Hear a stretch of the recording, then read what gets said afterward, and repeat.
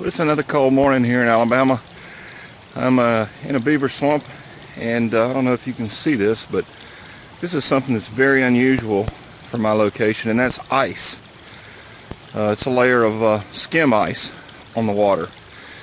And I'm right here at the beaver dam, and you can see, interestingly enough, the ice stops right at the edge of the dam. And as soon as you get away from the dam a little bit, it ices up. And all of that's iced up back there. I had a double 330 set on this dam crossover right here. And that's what I like to see, a double. First thing in the morning, first stop. And basically, all I did was put a 330 just over the lip of the dam.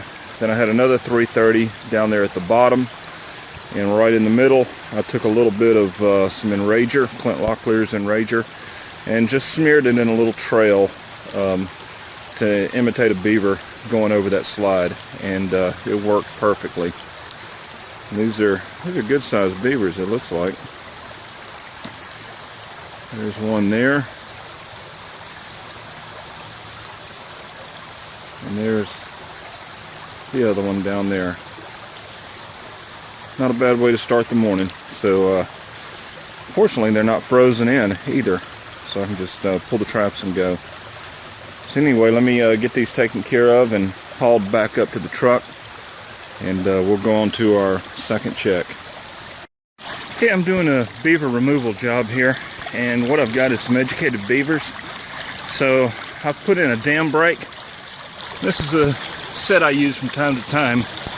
I've got a brake there and a brake here. The space in between, I'm expecting the beaver, if he works that set to repair either one of these brakes, he's got to step right there where my TS-85 is, if he's going to work the set from the dam itself. I've also got a TS-85 in front of each dam brake. So basically, within about a 3-foot area here, I've got 3 traps. I've got one there, and one there. These are all blind sets, of course, and no lure. And what I've done is I've set up some snares a couple of yards downstream, probably 15 yards or so downstream. I've learned a hard lesson about setting snares too close to a dam brake set, and what usually happens is I catch sticks. That is, by the time they get close to the dam, they've got repair materials in their mouth, and they swim through the snare, and it catches the stick instead of the beaver.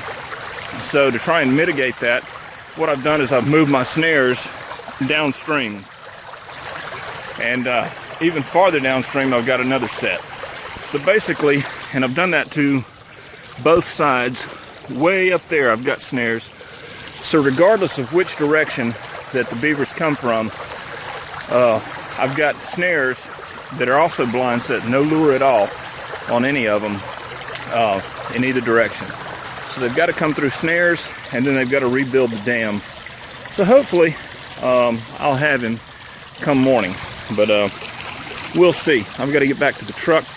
I've sprung a leak in one of the legs of my waders, and I am freezing to death. So I've got to get back to the truck and get some heat on, but we'll see you in the morning. Okay, I'm here at my dam brake set, and as you can see, the trap that was in the middle, in between the 2 brakes, caught a coon. And that's one of the risks of actually putting the trap up on the dam, is that pretty much everything in the woods uses the dam as a crossing, and you're liable to catch non-target catches. And so it's a nice little coon, and neither one of the brakes was repaired. So what I'm thinking happened is I caught that coon early, and of course he was up here running around all night long, and probably spooked the beavers off. They didn't want to come fix the dam with this coon right here in the middle of everything, raising heck. So anyway, I'm going to reset everything and check it again in the morning. The water level is way down here, and I'm pretty sure these beavers are going to come fix this. They've got to, because otherwise, I mean, it's going to be dry in here if they don't. So anyway, that's the way it goes. It wasn't what I was looking for, but at least it wasn't a miss. Okay, I'm at my first check this morning, and it's turned out pretty good.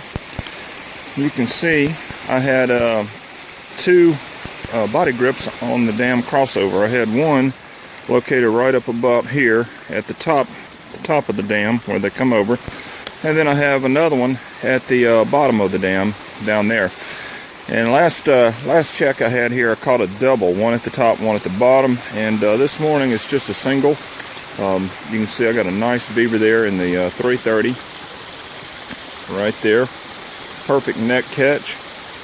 It's a good looking beaver. It's going to be a nice pelt, and that's a good way to start the morning. So I'm going to reset that and then head on to my next stop. Okay, I had a narrow passage coming right down through here, and I wanted to make a gang set, a double set. And so what I did is I have a snare that I set right here, a deep water snare that's probably in about 3 feet of water, and then I had a 330 right there because that was an ideal spot for a 330. And as you can see, there's my catch. I have the beaver there, and my snare is untouched, so he's the only one that came through here. But that's an example of when I'm doing gang setting, I don't always use the same type of traps. I don't have a problem mixing body grips and snares, or footholds and body grips. Whatever the set dictates is what I'll use. But anyway, I've got a few more sets. Let's go see what I got. Okay, you can see I had a fairly large caster mound that was being worked right here, and this area is probably about 3 feet from end to end on this mound, and they can come basically from any direction here. So what I did was I put my snare support right there, put a snare right here, and then I blocked all of this off so that there was only one place that was easy in and out. And you can see there's the result right there. Let me zoom in. There we go. It's a nice looking beaver there. So that's 2 for this morning at this location, and they did not build the dam back. Nothing was touched at the dam, nothing was disturbed at all. So hopefully I've got them. But anyway, if you run into a situation where you have a caster mound and there is a lot of area where they could approach it from, no real identifying funnels, don't be afraid to make one of your own. Just build it yourself. It's a little extra work, but it does pay off.